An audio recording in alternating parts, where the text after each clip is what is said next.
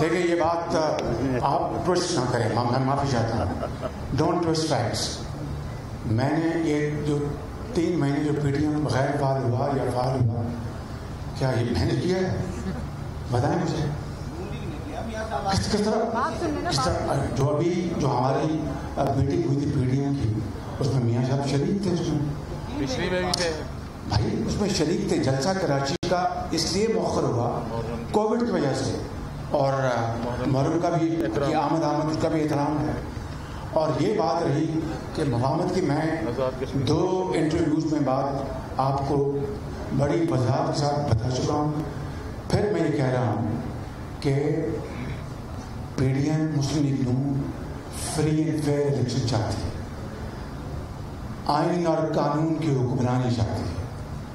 یہ ہماری ڈیمانڈ ہے، ہماری سوچ ہے، اور اس کے گرد ہماری سیاست ریوالو کر رہی ہے.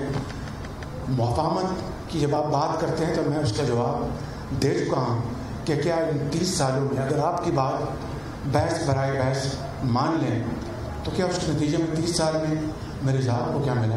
کائنڈلی ذرا مہربانی کر کے، آپ بڑے ذمہ دار صاحب ہیں. Thank you